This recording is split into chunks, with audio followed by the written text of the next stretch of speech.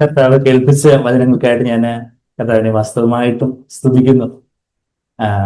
പ്രിയ സഹോദരനിലൂടെ നമ്മൾ കേട്ട വചനങ്ങൾ നമുക്ക് എല്ലാവർക്കും, എനിക്ക് വ്യക്തിപരമായിട്ട് അത് ഒത്തിരി റിഫ്രഷിംഗ് ആയിട്ട് ഒത്തിരി അനുഗ്രഹമായിട്ടായി തീർന്നു. നാം ദൈവത്തെ എങ്ങനെ കാണുന്നു?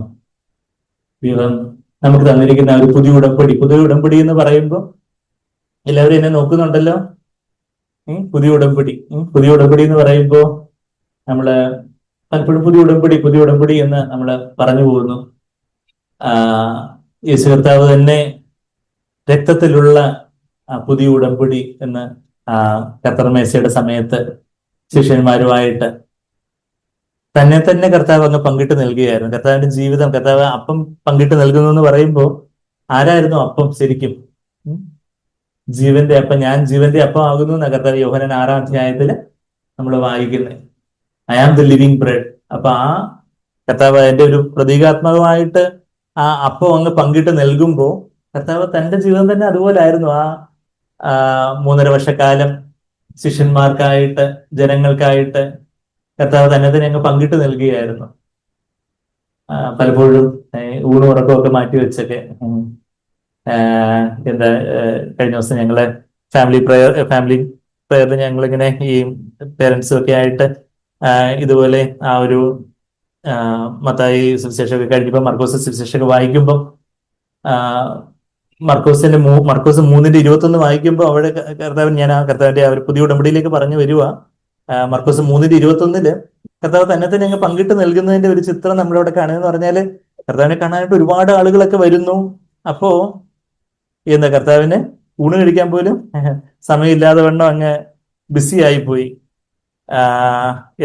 നമ്മള് മർക്കോസ് 3:20 വായിക്കുവാണെങ്കിൽ അവൻ വീട്ടിൽ വന്നു, അവർക്ക് ഭക്ഷണം കഴിക്കുവാൻ പോലും വയ്യാത്ത വണ്ണം പുരുഷാരും പിന്നെയും തിങ്ങി കൂടി വന്നു. അവന്റെ ചാർച്ചക്കാര്, ബന്ധുക്കാര് അത് കേട്ട് അവന് ബുദ്ധിഭ്രമം ഉണ്ട് എന്ന് പറഞ്ഞ് അവനെ പിടിക്കുവാൻ വന്നു. വെച്ചാൽ ഇവന് ഊണ് ഉറക്കമൊന്നും ഇല്ലാതെ ഇങ്ങനെ ഇരുന്നാൽ മതിയോ എന്ന് പറഞ്ഞ് സ്വന്തക്കാര് വന്ന് ഇവനെന്തോ സൈക്കാട്രി ട്രീറ്റ്മെന്റ് വേണമെന്ന് തോന്നുന്നു പറഞ്ഞ് കർത്താവിനെ ഞാൻ പറഞ്ഞു വെച്ചാൽ കർത്താവ് അങ്ങനെ എനിക്ക് പങ്കിട്ട് നൽകുമായിരുന്നു. അപ്പൊ അങ്ങനെ പങ്കിട്ട് നൽകിയാണ് കർത്താവ് ആ പുതിയ ഉടമ്പടി, നമ്മൾ ഇന്ന് കേട്ട ആ പുതിയ ഉടമ്പടി, നമ്മൾ ലൂക്കോസിന്റെ സുവിശേഷം 22-ാം അധ്യായത്തിലേക്ക് വരുമ്പം കർത്താവ് ശിഷ്യന്മാരുമായിട്ടെന്ന് പറയുമ്പം നാമും ഒരർത്ഥത്തിൽ പറഞ്ഞാൽ നമ്മളും അവിടെ ഉണ്ടായിരുന്നു. ഇതാണ് new covenant in my blood. Lukose 22-ാം അധ്യായത്തിന്റെ 20-ാമത്തെ വാക്യത്തില് എന്റെ രക്തത്തിലെ പുതിയ നിയമമാകുന്നു. ആ വാക്ക് കണ്ടോ? എടുത്തോ. ലൂക്കോസ് 22-ാം അധ്യായം 20-ാമത്തെ വാക്യം. കർത്താവ് തന്നെ ആദ്യമായിട്ട് തിരുവായി മൊഴിഞ്ഞ് ന്യൂ കവനന്റ്, പുതിയ ഉടമ്പടി, പുതിയ നിയമം എന്നൊക്കെ പറയുമ്പോൾ, നിയമം എന്ന് പറയുമ്പോൾ ലോ, ന്യായപ്രമാണപ്പെട്ടത്, അങ്ങനെ ചിലപ്പോൾ നമ്മൾ അങ്ങനെ ചിന്തിച്ചു പോയിരുന്ന കവനന്റ്, പുതിയ ഉടമ്പടി. അപ്പൊ ആ പുതിയ ഉടമ്പടിയുടെ അതിന്റെ ക്രൈറ്റീരിയ, അതിന്റെ മാനദണ്ഡങ്ങളാണ് നമ്മളിപ്പോ ബ്രദറിലൂടെ ആ എബ്രായർ 8-ാം അധ്യായത്തിന്റെ 10 മുതൽ 12 വരെയുള്ള വാക്യങ്ങൾ, ആ പുതിയ ഉടമ്പടിയിൽ ഉള്ള ആ ഒരു ആകത്തുകയായിട്ടുള്ള 3 കാര്യങ്ങൾ നമ്മളിപ്പം കേട്ടു. എന്നാൽ കർത്താവ് തന്നെ അങ്ങ് പങ്കിട്ട് നൽകിക്കൊണ്ട് തന്റെ സ്വയജീവന്റെ രക്തത്തിലുള്ള പുതിയ നിയമം എന്ന് പറയുമ്പോൾ രക്തത്തിൽ ആ ജീവനുള്ളത്, രക്തത്തിൽ ആ പ്രാണനുള്ളത് എന്നാ പറയുന്നത്. ജീവൻ എന്നുള്ള വാക്കിനെക്കാട്ടിലും രക്തത്തിലാണ്. In the blood is the soul life, നഫഷ് എന്ന് പറയുന്നൊരു എബ്രായ പദം അവിടെ ലേവ്യ പുസ്തകം 17-11 ഉപയോഗിച്ചിരിക്കുന്നത്. രക്തത്തിലാണ് പ്രാണൻ എന്ന് പറഞ്ഞാല് നമ്മുടെ സെൽഫ് ലൈഫ്, സ്വയജീവൻ. അപ്പൊ കർത്താവ് അവസാന തുള്ളി രക്തവും ക്രൂശില് ചൊരിഞ്ഞ ഈ കർത്താവ് നമുക്ക് വേണ്ടി ഈ ഒരു പുതിയ നിയമം, ഇത് ഒരു ചെറിയൊരു കാര്യം. ഇപ്പം പിള്ളേർക്ക് നമ്മളൊരു 10 രൂപയുടെ കളിപ്പാട്ടം വാങ്ങിച്ചു കൊടുക്കുന്നു, അത് കുറച്ച് അവരെ തല്ലിപ്പൊടിച്ച് കളഞ്ഞാല് 10 രൂപയുടെ കാര്യമല്ലേ. ഇന്ന് നമ്മളിപ്പോ ഒരു 10,000 രൂപയുടെ കളിപ്പാട്ടം പിള്ളേർക്ക് നമ്മളെ വലിയ വിലയൊക്കെ കൊടുത്ത് വാങ്ങിച്ചു കൊടുക്കുക. അവരത് ഉപേക്ഷ വിചാരിച്ച് എവിടെയെങ്കിലും ഒക്കെ തല്ലിപ്പൊട്ടിച്ചിടുവാണെങ്കിൽ നമുക്കത് വിഷമാവൂ. അയ്യോ, ഞാൻ എത്ര വില കൊടുത്ത് വാങ്ങിച്ചു തന്നിട്ട് എല്ലാവരും എന്നെ തന്നെ നോക്കുന്നുണ്ട്, എത്ര വില കൊടുത്താണ് കർത്താവ് നമ്മളെ വിലക്ക് വാങ്ങിച്ചത്. അത് കഴിഞ്ഞിട്ട് നമുക്ക് ഉറക്കം വരുന്നുണ്ടോ? അത് കഴിഞ്ഞിട്ട് നമുക്ക് കർത്താവേ, ഞാൻ അവിടുന്ന് എനിക്ക് വേണ്ടി സ്ഥാപിച്ച ആ പുതിയ ഉടമ്പടി ഞാൻ യഥാർത്ഥത്തിൽ വിലമതിക്കുന്നുണ്ടോ? കർത്താവ് ഇപ്പൊ എന്തായാലും 10 രൂപയുടെ കളിപ്പാട്ടം മാതിരിയാണോ? 10 രൂപയുടെ കളിപ്പാട്ടം നമ്മള് അത് സൂക്ഷിക്കണം. അത് സൂക്ഷിക്കേണ്ടതുള്ളതല്ലേ. ഇന്ന് 10,000 രൂപയുടെ കളിപ്പാട്ടം നമ്മൾ കുറച്ചുകൂടെ സൂക്ഷിച്ച് ഉപയോഗിക്കത്തുള്ളൂ. അതിന്റെ ബാറ്ററിയും കാര്യങ്ങളും കുറച്ച് വർക്കിംഗ് മെക്കാനിസം എല്ലാം കൂടെ ഒക്കെ ആയി കഴിഞ്ഞാൽ ഇവിടെ റിപ്പയർ ഇല്ല. അപ്പൊ സൂക്ഷിച്ചത് അതിന്റെ മാനുഫാക്ചറേഴ്സ് ഇൻസ്ട്രക്ഷൻ ഒക്കെ വായിച്ച് സൂക്ഷിച്ച് ഉപയോഗിക്കത്തുള്ളൂ. അപ്പം ദൈവം നമുക്ക് തന്ന പുതിയ നിയമത്തിന്റെ വില എങ്ങനെയാ നമ്മൾ കാണുന്നത്? ആ ഒരു കർത്താവ് എങ്ങനെയാ അവിടെ പറയുന്നത്? ലൂക്കോസ് 22-ന്റെ 19-20 വാക്യങ്ങൾ. പിന്നെ അപ്പം എടുത്ത അന്ത്യത്താഴം നമ്മൾ വായിക്കുന്നത് ലാസ്റ്റ് സപ്പർ. കർത്താവ് ശിഷ്യന്മാരുമായിട്ടുള്ള അവസാനത്തെ സ്നേഹവിരുന്ന്. ആ 3.5 വർഷക്കാലം എത്ര പ്രാവശ്യം ഒരുമിച്ചിരുന്ന അവരെല്ലാം കൂടെ ഭക്ഷണം വളരെ ജോളിയായിട്ട് ഭക്ഷണം കഴിച്ചു കാണും. ഇപ്പം ഈ നമ്മുടെ സൗകര്യങ്ങളൊക്കെ ആയിട്ട് ഒരുമിച്ചിരുന്ന് ഭക്ഷണം കഴിക്കുന്ന ഒരു ഫെലോഷിപ്പാ. നമ്മള് ഇവിടെ നമ്മൾ കോട്ടേജ് മീറ്റിംഗിൽ ഒരുമിച്ചിരുന്ന് ഭക്ഷണം കഴിക്കുന്നു. ഇവിടെ നമ്മള് മീറ്റിംഗ് കഴിഞ്ഞിട്ട് ഒരുമിച്ചിരുന്ന് ഭക്ഷണം കഴിക്കുന്നു, വർത്താനം പറയുന്നത്. ശിഷ്യന്മാരുമായിട്ട് കർത്താവ് എത്ര തവണ ഇങ്ങനെ ഒരുമിച്ചിരുന്ന് ഭക്ഷണമൊക്കെ കഴിച്ചു കാണും. എന്നാൽ അവസാനമായിട്ടുള്ള അത്താഴമാണ്. ഇത് കഴിഞ്ഞിട്ട് തന്നെ അറസ്റ്റ് ചെയ്തുകൊണ്ടങ്ങ് പോകാൻ പോവാണ്. പിന്നെ ശിഷ്യന്മാരോടൊന്നും മിണ്ടാൻ പോലും സമയം കിട്ടത്തില്ല. പിന്നെ അങ്ങ് ക്രൂശിലായിരിക്കും. പിന്നെ അങ്ങ് കർത്താവ് പിന്നെ മരിച്ച് അടക്കപ്പെടും. ആ കാര്യമൊക്കെ കർത്താവിന് അറിയാം. അവസാനമായിട്ട് താന് അവസാനത്തോളം സ്നേഹിച്ച ശിഷ്യന്മാരെന്നൊക്കെ നമ്മൾ യോഹന്നാൻ 13:1 നമ്മൾ വായിക്കുന്നു. He love them to the end. അതുപോലെ സ്നേഹിച്ച് അത് വായിക്കുമ്പോൾ കർത്താവ് എന്നെയും അതുപോലെ അവസാനത്തോളം സ്നേഹിച്ച് തരുന്ന ഒരു ഈ അന്ത്യത്താഴത്തിന്റെ കോണ്ടെക്സ്റ്റിലാണ് നമ്മൾ വായിക്കുന്നത്. നമ്മളിവിടെ ലൂക്കോസ് 22-ന്റെ ഒരു വിരൽ വെച്ചുകൊണ്ട് യോഹന്നാൻ 13-ാം അധ്യായത്തിലേക്ക് പോകുമ്പോൾ കർത്താവ് ഈ പുതിയ ഉടമ്പടി ശിഷ്യന്മാരുമായിട്ട് സ്ഥാപിക്കും. നമ്മള് സിനായി മലയില് മോശയായിട്ട് ദൈവം പുറപ്പാട് പുസ്തകം 19-5-6 വാക്യങ്ങളിലെ സിനായി പർവ്വതത്തില് ആ പുതിയ ഉടമ്പടി സ്ഥാപിക്കുന്നതിനെ കുറിച്ച് നമ്മൾ വായിക്കുന്നത് പോലെ ആ കർത്താവ് പുതിയ ഉടമ്പടി തിരുവായി മുഴിഞ്ഞ് ശിഷ്യന്മാരുമായിട്ട് സ്ഥാപിക്കുന്ന രംഗമാണ് അവിടെ അന്ത്യത്താഴത്തിൽ നമ്മൾ കാണുന്നത്. അപ്പൊ അവിടെ ആ യോഹന്നാൻ 13-ാം അധ്യായത്തിന് 1-ാമത്തെ വാക്യം എന്താ? പെസഹ പെരുന്നാളിന് മുമ്പേ താൻ ഈ ലോകം വിട്ട് പിതാവിന്റെ അടുക്കൽ പോകുവാനുള്ള നാഴിക വന്നു എന്ന് യേശു അറിഞ്ഞിട്ട് ലോകത്തിൽ തനിക്കുള്ളവരെ സ്നേഹിച്ചതുപോലെ അവസാനത്തോളം അവരെ സ്നേഹിച്ചു. ശിഷ്യന്മാരെ, ആ 12 ശിഷ്യന്മാരെ എന്ന അതിലൊരാള് പിശാചായി മാറി. പിശാച് അവനുള്ളിൽ കടന്ന് പിശാചിന്റെ പ്രവൃത്തികളായിരുന്നു യൂദാസ് ഇസ്കാരിയോത്തിലൂടെ ചെയ്തുകൊണ്ടിരുന്നത്. എന്നാൽ ആ യൂദാസിനെ പോലും കർത്താവ് അതുപോലെ അവസാനത്തോളം സ്നേഹിച്ചു. അവന്റെയും കാല് കഴുകാൻ തക്കവണ്ണം സ്നേഹിച്ചൊരു കർത്താവിന്റെ സ്നേഹം അതാ നമ്മളവിടെ വായിക്കുന്നത്. He love them. അത് നമ്മളവിടെ വായിക്കുന്നത് he knows that he would depart out of the world to the father having loved his own who were in the world he loved them to the end.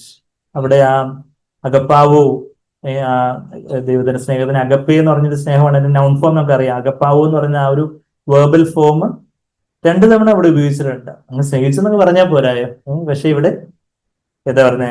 Having loved his own who were in the world he loved them to the end. ഇത് എന്തൊരു പ്രയോഗമാണ്. ദൈവത്തിന്റെ വചനത്തിൽ ചില പ്രയോഗങ്ങളൊക്കെ ദൈവത്തിന്റെ സ്നേഹമൊക്കെ അങ്ങ് കവിഞ്ഞൊഴുകുമ്പോ my cup of flows, എന്റെ പാനമാത്രം നിറഞ്ഞു കവിഞ്ഞൊഴുകുന്നു എന്ന് പറയുന്ന പോലെ ദൈവത്തിന്റെ ഹൃദയത്തിലെ ആ സ്നേഹം നിറഞ്ഞു പോയി. ഞാൻ നിന്നെ സ്നേഹിക്കുന്നു, ഞാൻ പിന്നെ അങ്ങ് സ്നേഹിക്കുക, അവസാനം വരെ അങ്ങ് സ്നേഹിക്കുക എന്റെ കുഞ്ഞെ, എന്റെ മോനെ മോളെ എന്ന് പറഞ്ഞുകൊണ്ട് അതാണ് നമ്മൾ യേശു ലോകത്തിൽ തനിക്കുള്ളവരെ സ്നേഹിച്ചതുപോലെ. ദൈവത്തിന്റെ കുറിച്ചുള്ള നമ്മളുടെ ചിത്രം എന്താ? ഇങ്ങനെ എപ്പോഴും ഇങ്ങനെ പ്രൗൺ ചെയ്ത് ദേഷ്യഭാവത്തോടെ നമ്മൾ എപ്പോഴാ അടി വീഴുന്നേ എന്നുള്ള ഒരു ഇതിലാണ് നമ്മള് സ്രോതത്തിലേക്ക് നോക്കുമ്പോ. അങ്ങനെയാണോ ദൈവം നമ്മളെ നോക്കുന്നത്? അതോ ഒരു പുഞ്ചിരിയോടെ? ശരിയാണ്, നമ്മളുടെ ജീവിതത്തിൽ എന്തെങ്കിലും കുറവുകൾ വരുമ്പോൾ കർത്താവിന്റെ മുഖത്തൊരു വിഷമമുണ്ട്, ഒരു പ്രയാസം, ഒരു സങ്കടമുണ്ട്. എന്നാലും അവിടെ ദേഷ്യവും നമ്മളെ എങ്ങനെ ഇവനെ ഒന്ന് പാഠം പഠിപ്പിക്കണമെന്നും പറഞ്ഞിരിക്കുന്ന ഒരു ദൈവമല്ല, മറിച്ച് ആ ഒരു സ്നേഹനിധിയായ ഒരു പിതാവ്. പത്രോസ് 3 തവണ തള്ളി പറഞ്ഞിട്ട് യേശുവിന്റെ മുഖത്തേക്ക് നോക്കിയപ്പോ എന്താ? യേശു ഇങ്ങനെ കണ്ണൂരിട്ടിക്കൊണ്ടിരുന്നോ? കർത്താവ് Jesus turned and looked at Peter. ഞാൻ ആ വാക്യത്തൊന്നും എടുക്കുന്നില്ല, നമുക്ക് എല്ലാവർക്കും അറിയാം. ലൂക്കോസ് 22-ന്റെ 61-ാമത്തെ വാക്യവാ. എന്താ? യേശു പത്രോസിനെ തിരിഞ്ഞു നോക്കിയപ്പോ, പത്രോസിന് അത് കാണണമെങ്കിൽ പത്രോസ് കർത്താവിനെ തിരിഞ്ഞു നോക്കി. കർത്താവിന്റെ ആ മുഖഭാവം എന്തായിരിക്കും? ഒന്ന് കർത്താവിലേക്ക് നോക്കുമ്പോൾ കർത്താവിന് നമുക്ക് ആ ഒരു മുഖഭാവം വെളിപ്പാടായിട്ട് തരട്ടെ. നമ്മളുടെ ജീവിതത്തിൽ എന്തെങ്കിലുമൊക്കെ കുറവുകൾ ഉണ്ടാവുമ്പോൾ നമുക്കൊരു കുറ്റം വിധി, ഒരു കോണ്ടംനേഷൻ, ഒരു അയ്യോ ഞാൻ ദൈവം എന്നെ കൈവിട്ടു, ഇനി എന്നെ ദൈവം സ്നേഹിക്കുന്നില്ല എന്നുള്ളതിനെ മറിച്ച് ഒരു വേദനയോടെ, എന്നാൽ വളരെ മനസ്സിലോടെ, സ്നേഹത്തോടെ, അവിടെ ആ മനസ്സിലോടെ വേദനയോടെ പുഞ്ചിരിക്കുന്ന ഒരു യേശുവിന്റെ ഒരു മുഖം. ആ യേശുവിന്റെ മുഖം നമ്മൾ കണ്ടിട്ടുണ്ട്. നമ്മുടെ ജീവിതത്തിൽ എന്തെങ്കിലും ഒരു പാപങ്ങള്, എന്തെങ്കിലും വീഴ്ചകൾ സംഭവിക്കുമ്പോഴും നമ്മൾ ദൈവത്തിൽ നിന്ന് അയ്യോ ദൈവത്തിന്റെ അടുത്തേക്ക് പോയിട്ട് കാര്യമില്ല, അത് എനിക്ക് നിരാശപ്പെട്ടിരിക്കാനേ പറ്റത്തുള്ളൂ എന്ന് പറഞ്ഞാണോ? അവിടെയും പത്രോസിനെ പോലെ നമ്മൾ എന്ത് ചെയ്യണം? എന്തെങ്കിലും വീഴ്ചകൾ സംഭവിക്കാതിരിക്കാൻ, വീഴാതിരിക്കാൻ ദൈവം നമ്മളെ സഹായിക്കുന്ന, വീണ് പോയാൽ എന്ത് ചെയ്യണം? പത്രോസിനെ പോലെ കർത്താവിനെ തിരിഞ്ഞ് നോക്കണം. അപ്പൊ കർത്താവിന്റെ മുഖം എന്തായിരിക്കുന്നത്? It is a face of compassion. ആ ഒരു മനസ്സിലുകൂടെയുള്ള ആ യേശുവിന്റെ ആ ഒരു വേദനയോടെ മനസ്സിലുകൂടെ നോക്കുന്ന എന്റെ കർത്താവിന്റെ പുഞ്ചിരിക്കുന്ന മുഖം. അവിടെയും ഞാൻ നിന്നെ സ്നേഹിക്കുന്നു എന്റെ കുഞ്ഞെ, എന്റെ പത്രോസെ, ഞാൻ നിന്നോട് നേരത്തെയൊക്കെ പറഞ്ഞല്ലേ, സാരമില്ല, നിന്റെ വിശ്വാസം പോകാതിരിക്കാൻ ഞാൻ പ്രാർത്ഥിക്കുന്നുണ്ടെന്ന് പറയുന്ന വാക്യമൊക്കെ അപ്പോഴാണ് പത്രോസ് ഓർത്തെന്നൊക്കെ നമ്മളവിടെ വായിക്കുന്നത്. ആ ഒരു അവസാനത്തോളം സ്നേഹിച്ച് നമ്മൾ തിരിച്ചിവിടെ ലൂക്കോസ് 22 വരുമ്പോൾ എന്താ നമ്മളിവിടെ അന്ത്യത്താഴം, ഈ അന്ത്യത്താഴത്തിന്റെ കോണ്ടെക്സ്റ്റ് നമ്മളിപ്പോ യോഹന്നാൻ 13:1 വായിച്ച ആ ദൈവത്തിന്റെ കർത്താവിന്റെ സ്നേഹം, അതുപോലെ ആ ഒരു സ്നേഹത്തിലുള്ള ഒരു കവനന്റാണ്. ശരി, പഴയ നിയമത്തിൽ ദൈവം സ്നേഹം തന്നെ, പക്ഷെ ദൈവത്തിന് അതുപോലെ വെളിപ്പെടുത്താൻ പറ്റുന്നില്ലായിരുന്നു. ദൈവത്തിന് ആ ഒരു ദൈവത്തിന്റെ പ്രവർത്തന രീതി വളരെ വ്യത്യാസമായിട്ടാണ് നമ്മൾ കാണുന്നത്. എന്നാൽ ദൈവം തന്നെ മനുഷ്യനായിട്ട് ഭൂമിയിൽ വന്ന് നമുക്കായിട്ട് തന്നെ അങ്ങ് പങ്കിട്ട് നൽകി. മറ്റുള്ളവർക്ക് ഇവന് എന്തെങ്കിലും കുഴപ്പമുണ്ടോ, ഇവന് he's gone out of his senses, മറ്റുള്ളവർക്ക് ഇവനെന്തെങ്കിലും മാനസിക പ്രശ്നം ഉണ്ടെന്ന് തോന്നത്തക്കവണ്ണം കർത്താവ് അങ്ങ് ജനങ്ങൾക്കായിട്ട്, ശിഷ്യന്മാർക്കായിട്ട് തന്നെ അങ്ങ് ഏൽപ്പിച്ചു. നിക്കോദെമസ് നോക്കുമ്പോൾ 12 മണി മിഡ് നൈറ്റ്, പട്ടാപ്പാതിരാത്രി എന്ന് അതൊരു സഹോദരൻ പറഞ്ഞത് പോലെ, പട്ടാപ്പകലത്തൊക്കെ നമ്മൾ പറയും, ഒരു അത്ര മലയാളം അറിയാത്തൊരു സഹോദരൻ ഒക്കെ പറഞ്ഞ് വെറുതെ പട്ടാപ്പാതിരാത്രിക്ക്. അപ്പൊ ഞാൻ പട്ടാപ്പാതിരാത്രി അത് ഞാനൊക്കെ പ്രയോഗിച്ചതാ. പുള്ളി ഗൾഫിലൊക്കെ വളർന്നൊരു മലയാളി, അപ്പൊ അതുകൊണ്ട് അത്ര നന്നായിട്ട് മലയാളം അറിയത്തില്ല, പക്ഷെ നന്നായിട്ടൊക്കെ വീശിച്ചു. അപ്പൊ പട്ടാപ്പാതിരാത്രി, പട്ടാപ്പകൽ എന്ന് പറഞ്ഞാൽ പട്ടാപ്പാതിരാത്രിക്ക് കോളിംഗ് ബെൽ, അത് കോളിംഗ് ബെല്ലൊന്നും ഇല്ല, ഞാൻ ഒരു ഇമാജിനേഷനിലൊക്കെ പറയുക. ബെല്ലടിക്കുന്നു, ആരാ അവിടെ? വലിയ പ്രമാണിയാ, നിക്കോദെമസാ വന്ന് നിൽക്കുന്നേ. കർത്താവ് അപ്പൊ അന്ന് എനിക്ക് വേറെ സമയമൊന്നും കിട്ടിയില്ലെന്ന് പറഞ്ഞുകൊണ്ട് വഴക്ക് പറയുകയല്ല, അവരുമായിട്ട് വലിയ കാര്യങ്ങളൊക്കെ പറഞ്ഞതാ. പിന്നെ യോഹന്നാൻ 3-ാം അധ്യായമായിട്ട് നമുക്ക് ഇനി കിട്ടിയത് ആ 3-ാം അധ്യായത്തിന്റെ 16-ാമത്തെ വാക്യം, കർത്താവ് തന്റെ സ്വയജീവന്റെ രക്തം ഒഴുകി പറഞ്ഞ ആ വാക്യമായി ഇന്ന് ഗോൾഡൻ വേർഡ്സ് ഓഫ് ദ ബൈബിളായിട്ട്, ദൈവത്തിന്റെ വചനത്തിൽ കർത്താവിന്റെ സ്നേഹത്തെ കുറിച്ച് വലിയൊരു വാക്യമായിട്ട്, ദൈവം പുത്രനെ നൽകുവാൻ തക്കവണ്ണം ലോകത്തെ സ്നേഹിച്ചു എന്ന് പറയുന്ന ആ ഒരു തന്റെ ഏകജാതനെ അത് കർത്താവ് എപ്പോഴാ പറഞ്ഞേ? ആ ഒരു ഉറക്കമുളച്ചോണ്ടാ പറഞ്ഞേ. മറ്റൊരാളെ ഉറക്കമൊക്കെ ശല്യപ്പെടുത്തിക്കൊണ്ട് വന്നപ്പോഴാ കർത്താവ് അവിടെ ഒന്ന് ഇറിറ്റേറ്റഡ് ആകാതെ അവിടെ സ്വയജീവന രക്തം, തന്റെ സ്വന്തം, എന്റെ ഇഷ്ടമല്ല പിതാവേ, അവിടുത്തെ ഇഷ്ടം. എനിക്ക് ശരിയാണ്, എനിക്കിപ്പോ കിടന്ന നല്ല ക്ഷീണമുണ്ട്, ഇന്ന് രാവിലെ മുതൽ ഒത്തിരി പേരോട് സംസാരിച്ച് ഒത്തിരി പേരെ സൗഖ്യമാക്കി, നല്ല ക്ഷീണമുണ്ട്. കർത്താവ് ഒരു മനുഷ്യനായിട്ട് ഈ ഭൂമിയിൽ വന്ന് എങ്കിലും ആദ്യം ഉറക്കച്ചൂടിൽ ഇരിക്കുമ്പോഴായിരിക്കും പെട്ടെന്ന് ചിലപ്പോൾ ഉറക്കം തന്നെ എഴുന്നേൽപ്പിച്ചിട്ടായിരിക്കും നിക്കോദെമസ് വന്നെങ്കിലും കർത്താവ് അവിടെ ആ അന്ത്യത്താഴത്തിൽ കർത്താവ് ആത്യന്തികമായിട്ട് അതങ്ങ് സ്ഥാപിക്കുന്നു. എന്നാൽ കർത്താവിന്റെ ജീവിതം മുഴുവനും ഈ രക്തം ഒഴുകിക്കൊണ്ട് കർത്താവ് അത് സ്ഥാപിച്ചുകൊണ്ടിരുന്നത്. ഈ സ്വയജീവന്റെ രക്തം, സ്വന്തം ഇഷ്ടം, കർത്താവ് പിതാവേ എന്റെ ഇഷ്ടമൊന്നും വേണ്ട, അവിടുത്തെ ഇഷ്ടം പോലെ എന്ന് പറഞ്ഞ് നമുക്കും ഇന്ന് ആ പുതിയ ഉടമ്പടിയുടെ പങ്കാളികളാകാനായിട്ട് കർത്താവെ എന്റെ ഇഷ്ടമൊന്നും വേണ്ട എന്ന് പറഞ്ഞ് നമ്മെ തന്നെ ഏൽപ്പിച്ചു കൊടുക്കുമ്പോൾ ആ പുതിയ ഉടമ്പടി നമുക്ക് ഏറ്റവും പ്രഷ്യസ് ആയിട്ട് മാറുന്നത്. നമ്മൾ കർത്താവ് ഇവിടെ ലൂക്കോസ് 22 അതിന്റെ 17-ാമത്തെ വാക്യത്തിൽ, പിന്നെ പാനപാത്രം എടുത്ത് ഇത് വാഴ്ത്തി പങ്കിട്ടുകൊള്ളുവിൻ, ദൈവരാജ്യം വരുവോളം ഞാൻ മുന്തിരിവള്ളിയുടെ അനുഭവം, അന്ന് യഹൂദന്മാര് മുന്തിരിവള്ളിയുടെ അനുഭവം ഇപ്പോഴും അവര് വീഞ്ഞ് ഒക്കെ കുടിക്കുന്നവരായിരുന്നു. എന്നാൽ ഇത് ഞാനിനി ഇന്ന് മുതൽ കുടിക്കുകയില്ല എന്ന് ഞാൻ നിങ്ങളോട് പറയുന്നു. അത് പിന്നെ സ്വർഗരാജ്യത്തില് എല്ലാവരോടും ചേർന്നേ കുടിക്കത്തുള്ളൂ. അതുപോലെ വളരെ സീരിയസ് ആയിട്ടുള്ള ഒരു കാര്യമായിട്ട് കർത്താവ് അത് പറഞ്ഞിട്ട് പിന്നെ അപ്പം എടുത്ത് വാഴ്ത്തി നുറുക്കി. കണ്ടോ എവിടെ വാക്യം? ലൂക്കോസ് 22-ന്റെ 19-ാമത്തെ വാക്യം. പിന്നെ അപ്പം എടുത്ത് വാഴ്ത്തി നുറുക്കി അവർക്ക് കൊടുത്തു. തന്നെ അങ്ങ് നുറുക്കി കൊടുക്കുമായിരുന്നു. ഞാൻ എന്റേതല്ല, ഞാൻ എൻ്റെ പിതാവിനായിട്ടുള്ളവനാണ്, അത് നിങ്ങൾക്കായിട്ടുള്ളവനാണ്, നിങ്ങളെ തന്നെ സഭയ്ക്കായിട്ട് തന്നെ സ്നേഹിച്ച് ഏൽപ്പിച്ചു കൊടുത്തെന്നൊക്കെ നമ്മൾ എഫേസ്യർ 5-ാം അധ്യായത്തിൽ വായിക്കുന്നുണ്ട്. യേശു സഭയ്ക്കായിട്ട് തന്നെ ഏൽപ്പിച്ചു കൊടുത്ത ഒരു കർത്താവിന്റെ മാതൃക അതാ. തന്നെ അങ്ങ് വാഴ്ത്തി നുറുക്കി അങ്ങ് കൊടുക്കുക. വാഴ്ത്തി നുറുക്കി അവർക്ക് കൊടുത്തു. ഇത് നിങ്ങൾക്ക് വേണ്ടി നൽകുന്ന എന്റെ ശരീരം, എന്റെ ഓർമ്മയ്ക്കായി ഇത് ചെയ്യുവിൻ എന്ന് പറഞ്ഞു. അവണ്ണം തന്നെ അത്താഴം കഴിഞ്ഞ ശേഷം അവൻ പാനപാത്രവും എടുത്ത്, ഈ പാനപാത്രം നിങ്ങൾക്ക് വേണ്ടി ചൊരിയുന്ന എന്റെ രക്തത്തിലെ പുതിയ നിയമമാകുന്നു. എന്റെ രക്തം കൊടുത്ത്, എന്റെ രക്തം ചിന്തിയാണ് ഈ ഒരു പുതിയ ഉടമ്പടി ഞാൻ നിങ്ങൾക്ക് സ്ഥാപിക്കുന്നത്. ഞാൻ എന്റെ ആ സ്വന്തം ഇഷ്ടം അവസാനത്തോളം ഒരു മനുഷ്യനായിട്ട് ഈ ഭൂമിയിൽ വരുമ്പോൾ സ്വാഭാവികമായിട്ട് കർത്താവിനൊരു ഇഷ്ടമുണ്ട്. എന്നാൽ പിതാവെ അവിടുത്തെ ഇഷ്ടം എന്ന് പറഞ്ഞ് ആ സ്വാഭാവിക ഇഷ്ടം എല്ലാം അതിന്റെ ഒരു തരിപോലും ചെയ്യാതെ എപ്പോഴും പിതാവിന് മുമ്പാകെ ഒരു വട്ടപൂജ്യമായിട്ട് 0 താഴ്ത്തി കർത്താവ് അങ്ങ് തന്റെ അവസാനത്തിനുള്ളിൽ സ്വയജീവന രക്തവും ക്രൂശിലും അത് ആക്ഷരികമായിട്ട് ആ രക്തവും ചുരിഞ്ഞ് പുതിയ ഉടമ്പടി സ്ഥാപിച്ചു തന്നു. ആ പുതിയ ഉടമ്പടിയെ കുറിച്ചാണ് നമ്മൾ ഇന്ന് കേട്ടത്. ആ പുതിയ ഉടമ്പടിയില് നമ്മൾ എബ്രായർ 8-ാം അധ്യായത്തിലേക്ക് പോകുമ്പോൾ അവിടെ 3 കാര്യങ്ങൾ പറയുന്നുണ്ട്. എന്തൊക്കെയാ പറയുന്നത്? എബ്രായർ 8-ാം അധ്യായത്തിലേക്ക് നാം വരികയാണെങ്കിൽ അവിടെ യെരമ്യാവ് 31 പറഞ്ഞു, വേറെ പറഞ്ഞു. യെരമ്യാവ് 31-ാം അധ്യായത്തില് ദൈവം ഈ പുതിയ ഉടമ്പടിയെ കുറിച്ചൊരു വാഗ്ദത്തം നൽകിയായിരുന്നു. അതാ നമ്മളിവിടെ എബ്രായ ലേഖകൻ, ഒരുപക്ഷെ പൗലോസേനായിരിക്കും എബ്രായ ലേഖകൻ, ആരാണ് വ്യക്തമായിട്ട് പറഞ്ഞിട്ടില്ല എന്ന യെരമ്യാവ് 31-31 ഇതിലകം പറയുന്നില്ല. അത് യെരമ്യാവിലൂടെ ദൈവം ഈ പുതിയ ഉടമ്പടിയെ കുറിച്ച് ആദ്യമായിട്ടൊരു പ്രവചനം പറയുന്നു. പിന്നെ ഹെസ്കേലിലെ ആ വാക്യവും പുതിയ ഉടമ്പടിയെ കുറിച്ചൊരു പ്രവചനം നമ്മളിപ്പോ ഹെസ്കേൽ 36-26 നമ്മൾ കണ്ടു. അപ്പൊ ഇവിടെ യെരമ്യാവ് 31-ാം അധ്യായം പഴയ നിയമത്തിലെ ഈ പുതിയ ഉടമ്പടിയെ കുറിച്ച് പ്രവചിച്ചിരിക്കുക. അത് തന്നെ ഇവിടെ എടുത്തു പറയുക, എബ്രായ ലേഖനം പറയുക. അവിടെ 3 കാര്യങ്ങൾ പറയുന്നുണ്ട്. എബ്രായർ 8-ാം അധ്യായത്തിന്റെ for this is the covenant, ഇതാണ് ന്യായപ്പ, ഇതാണ് എന്റെ നിയമം, ഞാൻ ചെയ്യുവാനിരിക്കുന്ന ഗൃഹത്തോട്, ഈ കാലം കഴിഞ്ഞ ശേഷം ഞാൻ ഇസ്രായേൽ ഗൃഹത്തോട് ചെയ്യാനിരിക്കുന്ന, ആ ഇസ്രായേൽ ഗൃഹം തള്ളിക്കളഞ്ഞു, ആത്മീയ ഇസ്രായേൽ ഗൃഹമായ സഭയോട് കർത്താവ് ചെയ്യുന്ന ഈ പുതിയ ഉടമ്പടി ഇങ്ങനെയാകുന്നു. അവിടെ 10-ാമത്തെ വാക്യം നമ്മൾ വായിക്കുന്നു, 11-ാമത്തെ വാക്യം നമ്മൾ വായിക്കുന്നു. 10-ാമത്തെ വാക്യം നാം എന്താ അവിടെ ഒരു കാര്യം വേറെ പറഞ്ഞ് ഓർക്കുന്നുണ്ടോ? എന്താ അവിടെ പ്രധാനമായിട്ടുള്ള ഒരു ഡിഫറൻസ് വായിച്ചത് എന്താ? മറ്റേടത്ത് എന്തായിരുന്നു? യു വിൽ ഒബേ, നിങ്ങൾ അനുസരിക്കുവാണെങ്കിൽ നിങ്ങൾ എന്റെ ജനമായിരിക്കും. ഇവിടെ എന്താ? I will. എത്ര തവണ ഐ വിൽ എന്ന് വായിച്ചു? ഒരു കയ്യിൽ എത്ര വിരലുണ്ട്? 5 വിരൽ. 5 പ്രാവശ്യം ഐ വിൽ എന്ന് പറയുന്ന ആ ഒരു കർത്താവിന്റെ ഒരു സ്നേഹം നിറഞ്ഞ ആ ഒരു ശബ്ദം നമ്മൾ ഇന്ന് കേൾക്കുന്നുണ്ടോ? അവിടെ 10-ാമത്തെ വാക്യം വായിച്ചു, 11-ാമത്തെ വാക്യം വായിച്ചു, 12-ാമത്തെ വാക്യം.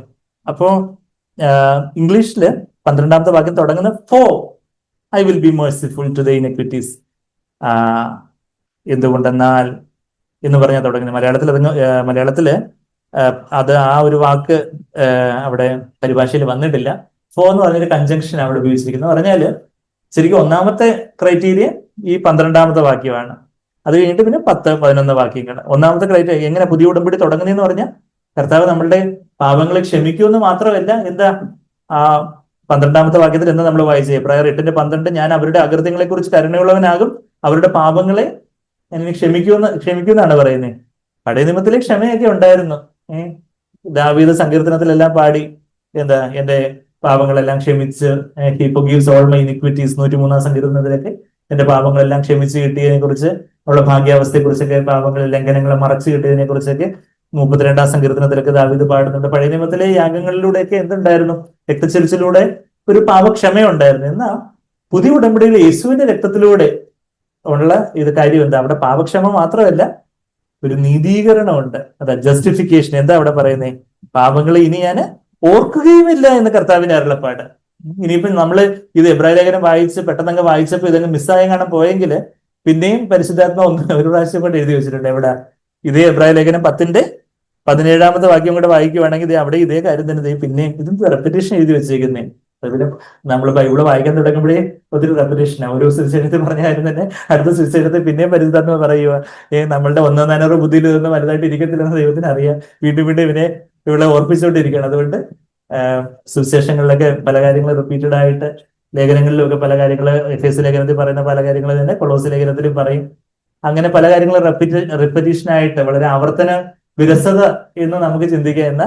എന്ന കർത്താവ് അതിന് വളരെ പരിശുദ്ധാത്മാവിന്റെ ഇൻസ്പിറേഷനോടുകൂടി ആവർത്തിച്ച് പറയുക, അരക്കിട്ട് ഉറപ്പിച്ച് പറഞ്ഞതുപോലെ എന്താ പറയുക, ഞാൻ നിന്റെ പാപങ്ങളെ ഓർക്കുകയില്ല. കർത്താവിന്റെ സ്നേഹം നിറഞ്ഞ പുഞ്ചിരിക്കുന്ന മുഖം നമ്മളിന്ന് കേട്ടു. ഇന്ന് നമുക്കത് വിശ്വസിക്കാൻ പറ്റൂ. I will not remember your sins anymore എന്ന് പറഞ്ഞാല് കർത്താവ് നമ്മുടെ പാപങ്ങളെ ക്ഷമിച്ചിരിക്കുന്നു എന്ന് മാത്രമല്ല, കർത്താവ് നമ്മളെ നോക്കും. കർത്താവെ, ഞാൻ 16,328-ാമത്തെ തവണയാണ് ഈ പാപം ചെയ്തത് എന്ന് പറയുമ്പോൾ, ആണോ? ഞാൻ മരിച്ചത് 1-ാമത്തെ തവണയാണ് പാപം ചെയ്തത്, നീ 16,327-ാമത്തെ തവണ ചെയ്തത് ഞാൻ ഓർക്കുന്നില്ലല്ലോ കുഞ്ഞെ. ദൈവത്തിന് എന്താ മറവിയുണ്ടോ എന്ന് ചോദിക്കരുത്. I do not choose to remember എന്ന് പറഞ്ഞാല് കർത്താവ് അത് ഓർക്കാൻ ഇഷ്ടപ്പെടുന്നില്ല. കർത്താവ് അത് ഓർക്കാൻ തിരഞ്ഞെടുക്കുന്നില്ല എന്ന് പറഞ്ഞാൽ നമ്മുടെ ജീവിതത്തിൽ ഒരുപാട് കുറവുകളും പാപങ്ങളും വീഴ്ചകളും ഒക്കെ സംഭവിച്ചിട്ടുണ്ടായിരിക്കും. പക്ഷെ നമുക്ക് വലിയൊരു ധൈര്യം, വലിയൊരു പുഞ്ചിരിക്കുന്ന മുഖം സ്വർഗത്തില് നമ്മെ നോക്കുന്നു എന്നുള്ളതിന്റെ ഒരു ഉറപ്പ് എന്താ? കർത്താവ് നമ്മുടെ പാപം, നമ്മൾ യഥാർത്ഥത്തിൽ നമ്മളിപ്പം ഒരു പാപത്തെ എതിരല്ല അതൊക്കെ ഒരു ലൈസൻസ് ആയിട്ട് എടുത്ത് നമുക്ക് അങ്ങനെയാണെങ്കിൽ പിന്നെ പാപത്തിൽ തന്നെ ജീവിക്കാമല്ലോ എന്ന് പറഞ്ഞുള്ള ഒരു മാനസാന്തരം ഇല്ലാത്തവനെ കുറിച്ചല്ല പറയുന്നത്. യഥാർത്ഥത്തിൽ നമ്മള് കർത്താവ് ഇനി എനിക്ക് പാപം ചെയ്യാൻ ആഗ്രഹമില്ല, കർത്താവ് ഇനി എനിക്ക് അങ്ങയുടെ ഹൃദയത്തെ എന്റെ ചിന്തയിലോ വാക്കിലോ പ്രവൃത്തിയിലോ ഒരു മനോഭാവത്തിലോ പോലും ഒരു അല്പം പോലും വിഷമിക്കാൻ എനിക്ക് താല്പര്യമില്ല കർത്താവെ I do not want to sin. കർത്താവെ ഞാൻ വീണു പോയി, പക്ഷെ എങ്കിലും കർത്താവെ എനിക്ക് കർത്താവെ പാപം ചെയ്യാൻ ആഗ്രഹമില്ല, I do not want to sin എന്ന് പറഞ്ഞ് നമ്മൾ മാനസാന്തരപ്പെട്ട് ഒരു 180 ഡിഗ്രി തിരിഞ്ഞ് കർത്താവെ ഞാൻ എന്നെ തന്നെ തരുന്നു എന്ന് പറഞ്ഞ് മാനസാന്തരപ്പെട്ട് കർത്താവിന്റെ രക്തത്താൽ കഴുകപ്പെടുമ്പോൾ പഴയ നിയമത്തിലെ കോലാടുകളുടെയും കുഞ്ഞാടുകളുടെയൊക്കെ രക്തമൊക്കെ പാപമൊക്കെ കവർ ചെയ്ത് വെക്കത്തേ ഉള്ളായിരുന്നു. എന്നുവെച്ചാല് ഒരു ബ്ലാക്ക് ബോർഡിൽ സാഗ്ബർ തന്നെ യൂസ് ചെയ്തിട്ടുള്ള എക്സാമ്പിൾ നിങ്ങൾ കേട്ടിട്ടുണ്ടായിരിക്കും. ബ്ലാക്ക് ബോർഡിൽ നമ്മുടെ പാപങ്ങളൊക്കെ എഴുതി വെച്ചിട്ടുണ്ടെങ്കിൽ ആരെങ്കിലും വന്ന് അതൊരു ഇങ്ങനെ വലിയൊരു തുണി എടുത്തങ്ങ് മറയ്ക്കുവാണെങ്കിൽ ആശ്വാസം കൊള്ളാം. പക്ഷെ എപ്പോഴും നമുക്കൊരു പേടിയുണ്ട്, ആരെങ്കിലും പിന്നെ ഈ എന്താ പറയുക ഷീറ്റ് എടുത്തങ്ങ് മാറ്റിയാലും പിന്നെ ആകെ കാര്യം കട്ടപ്പുകയാവും. പക്ഷേ കർത്താവ് എന്ത് ചെയ്തു? കർത്താവ് വന്ന് നല്ലൊരു ക്ലീൻ ഡസ്റ്റർ, നല്ല നനഞ്ഞ തുണി എടുത്ത് വന്ന് ഈ ബ്ലാക്ക് ബോർഡ് നന്നായിട്ട് അങ്ങ് തുടച്ചു. He has not just covered our sins. കർത്താവ് നമ്മുടെ പാപങ്ങളെ മറച്ചു കിട്ടിയവൻ ഭാഗ്യവാൻ എന്നാണ് സങ്കീർത്തനം 32:1 ദാവീദ് പാടുന്നുണ്ടെങ്കിൽ ഇവിടെ യേശുവിന്റെ രക്തം നമ്മളെ സകല പാപങ്ങളും എങ്ങനെ ശുദ്ധിയാക്കുന്നു? കഴുകി വൃത്തിയാക്കുന്നു. കഴുകി ശുദ്ധിയാക്കുന്നു എന്ന് എവിടെ വായിക്കുന്നേ? ഞാൻ പറഞ്ഞുകൊണ്ടാണോ? അല്ല. 1 യോഹന്നാൻ 1:7 വാക്യത്തിൽ യേശുവിന്റെ രക്തം നമ്മളുടെ പാപങ്ങളെല്ലാം കഴുകി ശുദ്ധിയാക്കുന്നു. He cleanses us. ഇപ്പൊ മോളിലാണ് 1:7-9 വാക്യങ്ങൾ നമ്മളത് 1 യോഹന്നാൻ 1:7-9 വാക്യങ്ങളിൽ വായിക്കുന്നുണ്ട്. അപ്പൊ കർത്താവിന്റെ രക്തം, കർത്താവിന്റെ സ്വജീവനെ ചൊരിഞ്ഞ് കർത്താവ് അവസാനത്തുള്ള രക്തവും ചൊരിഞ്ഞ് ആ പുതിയ ഉടമ്പടി സ്ഥാപിച്ചപ്പോ എത്ര വിലയുള്ള കളിപ്പട്ടവാ.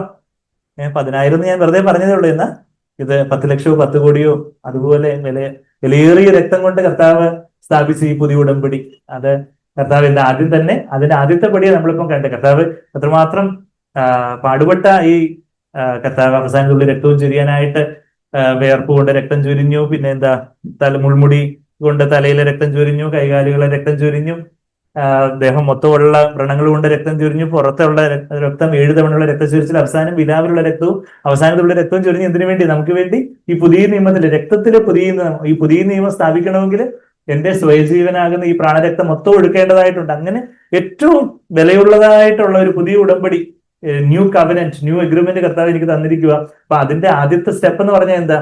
കർത്താവിന്റെ രക്തം എന്നെ നീതീകരിച്ചിരിക്കുന്നു. കർത്താവ് എന്റെ പാപങ്ങൾ ഓർക്കുന്നില്ല. Just as I have never sinned. Justification എന്ന് പറയുമ്പോൾ ഞാൻ ഇതുവരെ പാപം ചെയ്തിട്ടില്ല എന്ന വണ്ണം കർത്താവ് കാണുന്നു. അത് മാത്രമല്ല, just as I have always obeyed as Jesus has obeyed. യേശു അനുസരിച്ചതുപോലെ പിതാവിനെ ഞാൻ എന്നും അനുസരിച്ചു എന്ന രീതിയിൽ ദൈവത്തിന്റെ ഒരു നീതി അങ്കി എന്നെ അണിയിച്ചിരിക്കുന്നു എന്നാണ് ജസ്റ്റിഫിക്കേഷൻ. മെയ്ഡ് റൈറ്റ്സസ് എന്നുള്ള ആ ഗ്രീക്ക് വാക്കിന്റെ അർത്ഥം മനസ്സിലായി, നമ്മളെ നീതീകരിച്ചിരിക്കുന്നു. റോമർ 3, 4, 5 അധ്യായങ്ങളൊക്കെ നമ്മൾ വായിക്കുന്നുണ്ട്.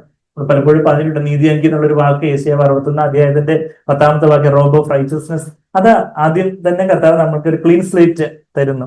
ഇതുവരെ നമുക്കൊന്ന് ഫ്രഷ് ആയിട്ട് നമ്മൾ കാര്യങ്ങളെല്ലാം പലപ്പോഴും കേട്ടിട്ടും മറന്നിട്ടൊക്കെ ഉള്ളവരെന്ന കർത്താവിന് മുമ്പാകെ വന്ന് നിന്ന് ആ ഒരു ക്ലീൻ സ്ലേറ്റ്, കർത്താവ് അവിടുത്തെ രക്തത്താൽ എന്നെ ഒരിക്കൽ കൂടെ കഴുകിയാട്ടെ, എന്റെ പാപങ്ങൾ ക്ഷമിച്ചു എന്ന് മാത്രമല്ല, കർത്താവ് എന്റെ പാപങ്ങളൊന്നും ഓർക്കുന്നില്ല. His mercies are new every morning. അവിടുത്തെ കരുണ എല്ലാ ദിവസവും പുതിയതാകുന്നു എന്ന് നമ്മള് എവിടെ വായിക്കുന്നില്ല? ലെമന്റേഷൻസ് അല്ലെ, വിലാപങ്ങളുടെ പുസ്തകം 3:23 വായിക്കുമ്പോൾ ആദ്യമായിട്ടാ ഞാൻ എന്റെ പാപം ക്ഷമിക്കുന്നത് പോലെ എന്നുള്ള വണ്ണമാണ് കർത്താവ് എന്റെ പാപങ്ങളെ ക്ഷമിക്കുന്നത്. His mercies are new. അവിടുത്തെ കരുണ പുതിയതാണെന്ന് പറയുമ്പോൾ പഴയ ഏതെങ്കിലും കരുണ കൊണ്ടല്ല ക്ഷമിക്കുന്നത്, പുതിയതായിട്ട് എന്നോട് ക്ഷമിക്കുക.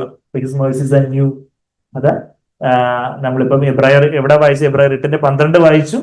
പിന്നെ നമ്മൾ ഇനിയിപ്പം അത് 4 എന്ന് പറഞ്ഞ കൺജങ്ഷൻ വെച്ച് തുടങ്ങിയത് കൊണ്ട് ശരിക്കും അത് ആദ്യം വരേണ്ട ആദ്യത്തെ ക്രൈറ്റീരിയ നമ്മൾ അത് കർത്താവ് നീതീകരിച്ചിരിക്കുന്നു. ആ ഒരു സ്റ്റാൻഡിങ്ങില് അത് സ്നേഹത്തിന് അടിസ്ഥാനപ്പെട്ടവരായെന്ന് ബ്രദർ പറഞ്ഞു. Founded in God's love. ആ ഒരു സ്നേഹത്തിന് അടിസ്ഥാനം നമ്മൾ സാഗ്ബറിലും കേട്ടിട്ടുണ്ട്. ദൈവം പിതാവ് യേശുവിനെ സ്നേഹിച്ചതുപോലെ നമ്മെ സ്നേഹിക്കുന്ന ആ ഒരു വലിയ സ്നേഹത്തിന്റെ വലിയൊരു അടിസ്ഥാനം കർത്താവ് നമ്മൾ നീതീകരിച്ചിരിക്കുന്നു. 12-ാമത്തെ വാക്യം. പിന്നെ നമ്മൾ എങ്ങോട്ട് പോകണം? 10-ാമത്തെ വാക്യം, 11-ാമത്തെ വാക്യം. അതായത് ആ ഓർഡറിലാണ് എഴുതിയിരിക്കുന്നത് അല്ലേ? അതായത് 2, 3, 1 എന്നുള്ള ഓർഡറിലാണ് എഴുതിയിരിക്കുന്നത്. അപ്പൊ ആ 1 നമ്മളിപ്പം വായിച്ചു. 4 എന്ന് പറഞ്ഞ അവിടെ തുടങ്ങി. അപ്പൊ ആദ്യം കർത്താവ് നമ്മളെ നീതീകരിച്ചിരിക്കുന്നു. പിന്നെ രണ്ടാമത്തെ ക്രൈറ്റീരിയ നമ്മളിപ്പം 10ാമത്തെ വാക്യത്തിൽ വായിച്ചു, നമ്മളത് വിശദമായിട്ട് വേറെ എല്ലാം പറഞ്ഞു. നമ്മുടെ മനസ്സിൽ ദൈവം എഴുതുന്നു, ഹൃദയത്തിൽ എഴുതുന്നു. ഉള്ളിലാക്കി എന്ന് പറയുമ്പോൾ റൈറ്റ് ആണ് മൈൻഡ്സ്, നമ്മുടെ മനസ്സിൽ എഴുതുന്നത് നമുക്ക് ദൈവത്തിന്റെ വചനം അനുസരിക്കാനുള്ള ഒരു ആഗ്രഹം. കർത്താവ് കോപത്തെ ജയിച്ചതുപോലെ, കർത്താവ് മോഹത്തെ ജയിച്ചതുപോലെ, എല്ലാവരും എന്നെ നോക്കുന്നുണ്ടോ? കർത്താവ് അസൂയയെ ജയിച്ചതുപോലെ, കർത്താവ് നിഗളത്തെ ജയിച്ചതുപോലെ, കർത്താവ് ആലസ്യത്തെ ജയിച്ചതുപോലെ, കർത്താവ് നിഗളത്തെ ജയിച്ചതുപോലെ, സ്വാർത്ഥതയെ ജയിച്ചതുപോലെ എനിക്കും കർത്താവിനെ പോലെ ആയിത്തീരാൻ ഒക്കും. കർത്താവിന്റെ സ്വഭാവത്തോട് അനുരൂപപ്പെടുന്നതാ നമ്മൾ 10ാമത്തെ വാക്യത്തിൽ കാണുന്നത്. ആദ്യം നീതീകരണം 12ാമത്തെ വാക്യത്തിൽ നമ്മൾ കണ്ടു. പിന്നെ 10ാമത്തെ വാക്യത്തിൽ കർത്താവിന്റെ ദിവ്യ സ്വഭാവത്തോട് അനുരൂപപ്പെടുക എന്ന് വെച്ചാൽ അവിടെ 2 പാർട്ട് നമ്മൾ വായിച്ചു. നമുക്ക് വചനം അനുസരിക്കാനുള്ള ഒരു ആഗ്രഹം, പിന്നെ വചനം അനുസരിക്കാനുള്ള ശക്തി. വചനം അനുസരിക്കാനുള്ള ആഗ്രഹമാണ് കർത്താവ് നമ്മളുടെ മനസ്സുകളിൽ എഴുതുന്നു എന്ന് പറയുമ്പോൾ നമുക്ക് പരിശുദ്ധാത്മാവ് നമ്മളുടെ ഹൃദയത്തിൽ നിന്ന് ദൈവത്തിന്റെ വചനം നമ്മളുടെ മനസ്സുകളെ, നമ്മളുടെ ചിന്തകളെയും നമ്മളുടെ ആഗ്രഹങ്ങളെയൊക്കെ രൂപാന്തരപ്പെടുത്തുക ചെയ്യുന്നത്. അപ്പൊ അവിടെ കർത്താവിന്റെ വചനം അനുസരിക്കാനുള്ള ഒരു ആഗ്രഹം, പരിശുദ്ധാത്മ നമ്മുടെ ആത്മാവിൽ വന്ന് നിറഞ്ഞ്, ഹൃദയത്തിൽ വന്ന് നിറഞ്ഞൊഴുകി നമ്മളുടെ മനസ്സിനെ സ്വാധീനിക്കുന്നു. നമ്മുടെ മനസ്സ് കൂടുതലായിട്ട് കർത്താവിന്റെ വചനം അനുസരിക്കാനുള്ള ഒരു ആഗ്രഹത്തിലേക്ക് വരുന്നു. പക്ഷെ ആഗ്രഹത്തിലേക്ക് വന്നിട്ട് മാത്രം കാര്യമില്ല, അത് അനുസരിക്കണം. അതിനായിട്ട് എന്ത് ചെയ്യണം? അവിടെ നമ്മളുടെ സ്വന്തം ഇഷ്ടവും കർത്താവിന്റെ അധീനതയിലേക്ക് വരുമ്പോൾ നമ്മളുടെ ഹൃദയത്തില്, നമ്മുടെ ആത്മാവിൽ തന്നെ നമ്മുടെ സ്വന്തം ഇഷ്ടം മരണത്തിന് നമ്മളെ ഏൽപ്പിക്കും. കർത്താവേ, എന്റെ ഇഷ്ടം പോലെയല്ല, അവിടുത്തെ ഇഷ്ടം പോലെ ആവട്ടെ. യേശു സ്വയജീവന രക്തം ചുരിഞ്ഞ് പുതിയ നിയമം സ്ഥാപിച്ചെന്ന് പറഞ്ഞതുപോലെ നമ്മുടെ ജീവിതത്തിലും നമ്മൾ അവിടെ കർത്താവേ എന്റെ ഇഷ്ടം പോലെയല്ല, അവിടുത്തെ ഇഷ്ടം പോലെ എന്ന് പറഞ്ഞ് നമ്മളെ തന്നെ താഴ്ത്തി ഏൽപ്പിക്കും. ഇന്നലെയും സാങ്ക്ലറിന്റെ ഒരു ക്വസ്റ്റ്യൻ ആൻസർ സെഷൻ കേൾക്കുമായിരുന്നു. അപ്പൊ അതിനകത്ത് ബ്രദറിനോട് ആരോ ചോദിച്ചു, എനിക്ക് തോന്നുന്നു RFCയുടെ ക്വസ്റ്റ്യൻ ആൻസർ സെഷൻ. അപ്പം അവരെ ചോദിച്ചു, മനസ്സിലുള്ളത് എങ്ങനെ ഹൃദയത്തിലേക്ക് ആവാനൊക്കും? ബ്രദർ പറഞ്ഞു, എന്താ, will is the door to the spirit. നിങ്ങളുടെ വിൽ അങ്ങ് സറണ്ടർ ചെയ്യുക, അപ്പൊ മൈൻഡിലുള്ളത് തന്നെ ഹാർട്ടിലേക്ക്, അതായത് ആത്മാവിലേക്ക് അങ്ങ് വരും എന്ന് പറഞ്ഞാല് നമുക്ക് കാര്യങ്ങൾ അറിയാം, ഇന്നതാണ് ദൈവത്തിന്റെ കൽപ്പന, അതനുസരിക്കാൻ നമുക്ക് ആഗ്രഹമുണ്ട്. അതുകൊണ്ടാണ് നമ്മൾ CFC ചർച്ചസിൽ ഇരിക്കുന്നത്. അല്ലെങ്കിൽ നമുക്ക് വേറെ എത്രയോ ഡിനോമിനേഷൻസിൽ പോയിരിക്കാം, അവിടെ പലരും ചാട്ടവും തുള്ളവും ബഹളവും ഒക്കെ ഉണ്ട്, കുറച്ച് എക്സൈറ്റ്മെന്റും കാര്യങ്ങളൊക്കെ ഉണ്ട്. കഴിഞ്ഞ ദിവസം ഒരു സഹോദരന് വേറൊരു ഫാമിലിയെ കുറിച്ച് ഇങ്ങനെ പറഞ്ഞു. ആ ഫാമിലി രക്ഷിക്കപ്പെട്ട് ഏതോ ഒരു പ്രോസ്പെരിറ്റി ഗോസ്പൽ ചർച്ചിലും കണ്ട പോയത്. അപ്പം അവരേതാണ്ട് പ്രവചനം പറഞ്ഞു, മാർബിൾ തറ മാതിരി എല്ലാം കാണുന്നെന്ന്. അപ്പൊ പിന്നെ ഇവരെന്തോ കടമൊക്കെ വാങ്ങിച്ച് മാർബിൾ തറയെ കണ്ടൊക്കെ ഇട്ടു. അതിന്റെ പിന്നെ കടത്തിലായിരുന്നു. പിന്നെ അത് കഴിഞ്ഞിട്ട് പിന്നെ അവര് കുറച്ചുകൂടെ വചനം വിശ്വസിക്കുന്ന അവരതിലേക്ക് ഒരു അതിലൊക്കെ ഒരു പാഠം കൊടുക്കുന്നുണ്ട്. അങ്ങനെയൊക്കെ കുറിച്ച് നമ്മുടെ ചർച്ചസിന്റെ വില പലപ്പോഴും നമുക്ക് അറിയത്തില്ല. ബാക്കിയുള്ള ചർച്ചസിലൊക്കെ നടക്കുന്ന ഒത്തിരി വഞ്ചനയും കാര്യങ്ങളും ഒക്കെ, അങ്ങനെയുള്ള കാര്യങ്ങളൊക്കെ എത്രയോ പേര് കബളിപ്പിക്കപ്പെടുകയും കളിപ്പിക്കപ്പെടുകയൊക്കെ ചെയ്യുന്നു. ഒത്തിരി ചാട്ടവും തുള്ളവും ബഹളവും എക്സൈറ്റ്മെന്റുമായിട്ടൊക്കെ തോന്നും. പക്ഷേ അതൊന്നും ആത്യന്തികമായിട്ടും നമ്മെ കർത്താവിലേക്ക് നയിക്കുന്ന കാര്യങ്ങളല്ല, മറിച്ച് അവിടെ പാസ്റ്റർമാരുടെ കേസ് വെപ്പിക്കാനും അവരുടെ ഒരു അജണ്ട സ്ഥാപിക്കാനും ഒക്കെ ഉള്ള കാര്യങ്ങളാണ്. പക്ഷെ ഇവിടെ എന്താ നമ്മൾ കേൾക്കുന്നത്? പുതിയ ഉടമ്പടി, കർത്താവ് രക്തം ചൊരിഞ്ഞ് ചിന്തിയ, അവസാനത്തുള്ളി സ്വജീവന രക്തവും ചൊരിഞ്ഞ് ചിന്തിയ പുതിയ ഉടമ്പടിയിൽ ആദ്യം കർത്താവ് നമ്മളെ നീതീകരിക്കുന്നു. രണ്ടാമത് കർത്താവിന്റെ വചനം അനുസരിക്കാനുള്ള ആഗ്രഹവും അതിനായിട്ടുള്ളൊരു ബലവും കൂടെ തരുന്നു. അതിനായിട്ട് ആഗ്രഹം നമുക്ക് തരുന്നു. പരിശുദ്ധാത്മ നമ്മുടെ ഹൃദയത്തിൽ നിറഞ്ഞു കവിഞ്ഞ് നമ്മുടെ മനസ്സിനെ, നമ്മുടെ ഹൃദയത്തിന്റെ ആഗ്രഹങ്ങളെ ഈ വചനം അനുസരിക്കാനുള്ള ഒരു ആഗ്രഹം. അതുകൊണ്ട് നമുക്ക് കോൺഫറൻസ് അറ്റൻഡ് ചെയ്യാനും വചനം കേൾക്കാനൊക്കെ ഒരു ആഗ്രഹമെങ്കിലും ഉള്ളത്. അതുകൊണ്ട് നമ്മളെല്ലാം ഇവിടെ ഇരിക്കുന്നത്. പക്ഷെ അത് മാത്രം പോരാ, ഡിസയർ മാത്രം പോരാ, എബിലിറ്റി. നമ്മുടെ ഫിലിപ്പിയർ 2:13 രണ്ട് കാര്യം, to will and to do his good pleasure. ഇച്ഛിക്കുക എന്നതും പ്രവർത്തിക്കുക എന്നതും ഒക്കെയുള്ള ആ വാക്യം നമ്മൾ കണ്ടു. ഫിലിപ്പിയർ 2 എവിടെ വായിച്ച്? 13ാമത്തെ വാക്യം. അപ്പൊ അവിടെ കർത്താവെ, അത് എന്റെ മനസ്സിൽ കർത്താവ് ആഗ്രഹമുണ്ട്, നല്ലത് തന്നെ. പക്ഷേ കർത്താവ് അത് പ്രവർത്തിക്കാനായിട്ട് എന്നെ തന്നെ ഒരു ജീവനുള്ള യാഗമായിട്ട് തരുന്ന കർത്താവ്, എന്നെ തന്നെ പട്ടുപൂജയായിട്ട് ഏൽപ്പിച്ചു തരുന്നു എന്ന് പറയുമ്പോൾ ഈ പരിശുദ്ധാത്മാവ് നമ്മുടെ വിൽ, നമ്മുടെ സ്വന്തം ഇഷ്ടം, ആ ഇച്ഛാശക്തിയില് നമ്മുടെ സ്വന്തം ഇഷ്ടം അവിടെ സറണ്ടർ ചെയ്യുമ്പോൾ പരിശുദ്ധാത്മാവ് നമ്മുടെ ആത്മാവിലേക്ക് വന്ന് പരിശുദ്ധാത്മാവാകുന്ന വിരൽ കൊണ്ട് നമ്മുടെ ഹൃദയത്തില് ഈ കൽപ്പനകളെ എഴുതും. പരിശുദ്ധാത്മാവാണ് ദൈവത്തിന്റെ വിരൽ എന്നുള്ള കാര്യമൊക്കെ നമ്മൾ കണ്ടിട്ടുണ്ട്. നമ്മള് മത്തായിലും ലൂക്കോസിലുള്ള സുവിശേഷങ്ങളിൽ നമ്മൾ സാങ്ക്ലറിൽ കേട്ടിട്ടുണ്ട്. ഭൂതങ്ങളെ ദൈവത്തിന്റെ വിരൽ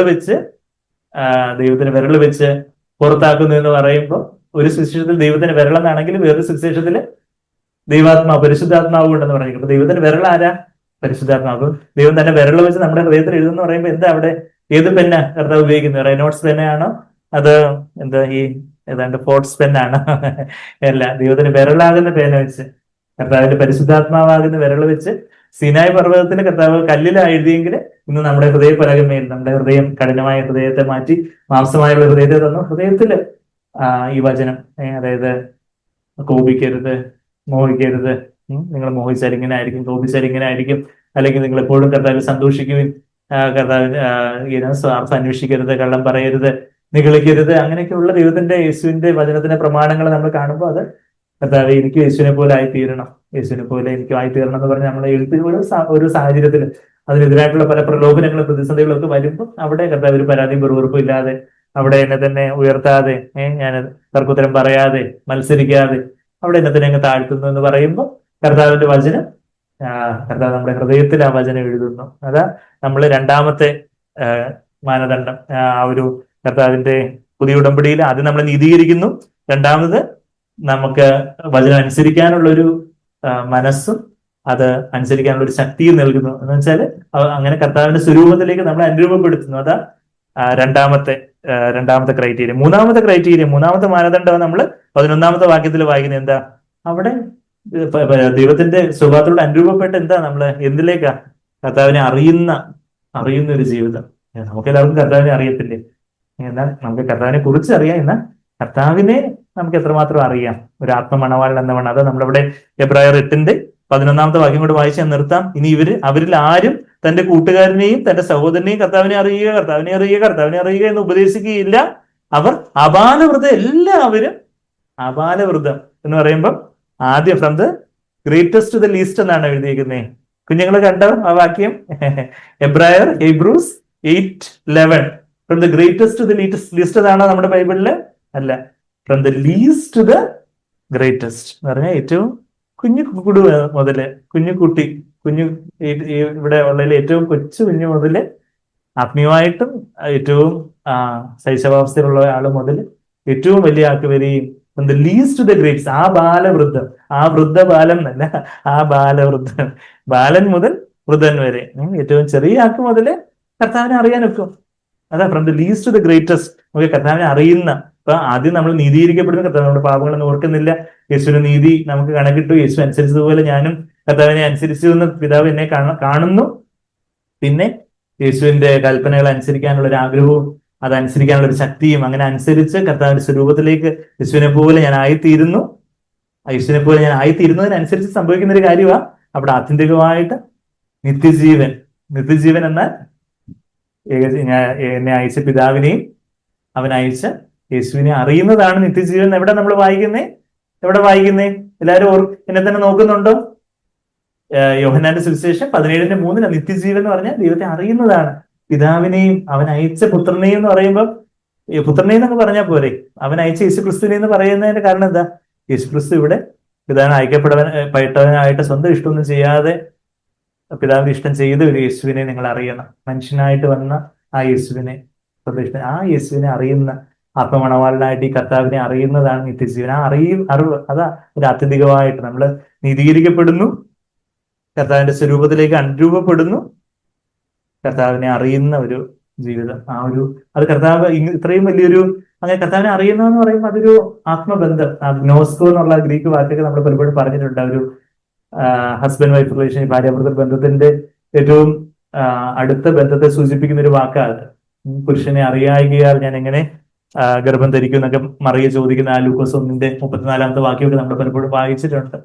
ആ ഒരു അതുപോലെ ആത്മബന്ധം കർത്താവുമായിട്ട്, യേശുവിനെ അതുപോലെ കർത്താവിനെ അറിയുന്ന, യേശു എൻ്റെ എല്ലാമായിട്ട്, എൻ്റെ എല്ലാ ആവശ്യങ്ങൾക്കും മതിയായവനായിട്ട്, എപ്പോഴും എൻ്റെ പാപങ്ങളിലും പോരാട്ടങ്ങളിലൊക്കെ എന്നെ സഹായിക്കാൻ പറ്റുന്നവനായിട്ട്, എന്നോട് മനസ്സലിയുന്ന ഒരു മഹാപുരോഹിതൻ, എൻ്റെ ഇടയൻ, എന്നെ നയിക്കുന്നവൻ, എൻ്റെ രാജാവ്, എൻ്റെ ആത്മമണവാളൻ, എന്നെ സ്നേഹിക്കുന്നവൻ, എന്നെ വീണ്ടെടുത്തവൻ, അങ്ങനെ കർത്താവിനെ അങ്ങ് വ്യക്തിപരമായിട്ട് പിതാവിനെയും പുത്രനെയൊക്കെ അറിയുന്ന ആ നിത്യജീവനിലേക്ക് നമ്മെ നയിക്കുന്ന ഒരു പുതിയ ഉടമ്പടി. എത്ര വലിയൊരു ഇൻഹെറിറ്റൻസ് ദൈവം നമുക്ക് തന്നിരിക്കുന്നു. അത് നമ്മളൊരു വിലയില്ലാത്ത കളിപ്പാട്ടം മാതിരി നമ്മളത് ഒരു മൂലക്കിട്ടേക്കുവാണോ, അതോ കർത്താവെ അവിടുന്ന് അവസാനത്തുള്ള രക്തവും ചൊരിഞ്ഞ് അങ്ങേ തന്നെ പങ്കിട്ട് നൽകി അവസാനത്തോളം ശിഷ്യന്മാരെ സ്നേഹിച്ച്, കർത്താവെ എന്നെ സ്നേഹിച്ച് അവിടുന്ന് പുതിയ ആ രക്തത്തിൽ സ്ഥാപിച്ച പുതിയ നിയമം, പുതിയ ഉടമ്പടി, കർത്താവെ അതിന്റെ ഒരു ഫുൾനെസ് എനിക്ക് അനുഭവിക്കണം, അതിന്റെ ആ ഒരു പൂർണ്ണത എനിക്ക് അനുഭവിക്കണം. കർത്താവെ അതൊരു ലാഘവത്തോടെ കർത്താവെ ഒരിക്കലും കാണുവാൻ ഇടവരുതേ.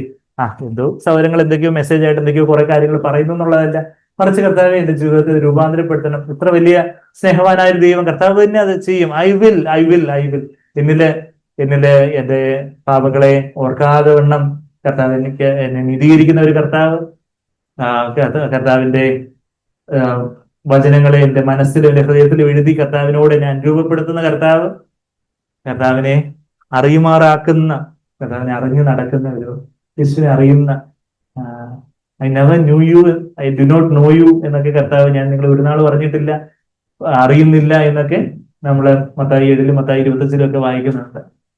ഒത്തിരി കാര്യങ്ങളൊക്കെ പറഞ്ഞും കേട്ടുമൊക്കെ ഇരുന്നിട്ട് എന്നാ കർത്താവുമായിട്ട് വ്യക്തിപരമായിട്ടുള്ള ഒരു ബന്ധം, I do not know you എന്ന ആ ബുദ്ധിയില്ലാത്ത കന്യകമാരോട് കർത്താവ് പറഞ്ഞ, നിങ്ങൾ ഒരിക്കലൊക്കെ എന്നെ അറിഞ്ഞിട്ടുണ്ട്, എന്നാൽ ഇപ്പോ ഞാൻ നിങ്ങളെ അറിയുന്നില്ല എന്ന് വെച്ചാൽ നിങ്ങൾക്ക് ഞാനുമായിട്ട് സമയമൊന്നുമില്ല, ഞാനുമായിട്ട് ചെലവഴിക്കാനുള്ള ഒരു സമയമോ കാര്യങ്ങളോ ഒന്നും നിങ്ങൾക്ക് ഇല്ലാതെ ആയിരിക്കുന്ന ഒരു അവസ്ഥ, ഞാൻ നിങ്ങളെ അറിയുന്നില്ല എന്ന് അന്ന് കേൾക്കാൻ ഇടവരുന്ന കർത്താവ്, എനിക്ക് ഇന്ന് അങ്ങനെ അറിയണം.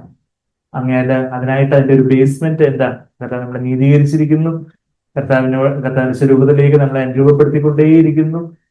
അത് കഴിഞ്ഞിട്ട് ആത്യന്തികമായിട്ട് കർത്താവിനെ അറിയുന്ന, നമ്മുടെ ആത്മമണവാളനായ കർത്താവിനെ അറിയുന്ന ഒരു ജീവിതം, ഈ വലിയൊരു പുതിയ ഉടമ്പടി, വലിയൊരു എഗ്രിമെന്റ്, വലിയൊരു സമ്പത്ത്, ഇത്ര വലിയൊരു ഇൻഹെറിറ്റൻസ്, എത്ര വലിയൊരു സ്വത്ത് അവകാശം ദൈവം നമുക്ക് തന്നിരിക്കുന്ന കർത്താവെ, ഇത് അതിന്റെ പൂർണ്ണതയിൽ അനുഭവിച്ചിട്ടേ കർത്താവ് ഞാൻ ഇവിടുന്ന് പോകാവുള്ളേ. അതിന് മുമ്പായിട്ട് കർത്താവ് ഈ വചനത്തിലെ എല്ലാ കൽപ്പനകളും, എല്ലാ വാഗ്ദത്തങ്ങളും കൽപ്പനകളും ഒക്കെ അനുസരിച്ചിട്ട് വേണം കർത്താവെ എനിക്ക് അങ്ങേ നേരിട്ട് കണ്ടുമുട്ടാൻ. അന്ന് അവിടുത്തെ മുമ്പാകെ നിൽക്കുമ്പോൾ ലജ്ജിക്കാൻ ഇടവരുതെന്നുള്ള ആ ഒരു വലിയൊരു സമർപ്പണത്തോടെ, തീക്ഷ്ണതയോടെ ആ സ്നേഹം നമ്മൾ കൂടുതലേക്ക് നമുക്ക് നോക്കാം. കർത്താവ് നമ്മളെ സഹായിക്കും. കർത്താവ് നമ്മൾ ഒരിക്കലും നിരാശപ്പെടുത്തുകയില്ല. എത്രയൊക്കെ നമ്മുടെ ജീവിതത്തിൽ വീഴ്ചകൾ ഉണ്ടെങ്കിലും വീണ്ടും നമ്മെ സ്നേഹിച്ച് ചേർത്തണയ്ക്കുന്ന ഒരു കർത്താവ് നമ്മളെ സ്നേഹിക്കും.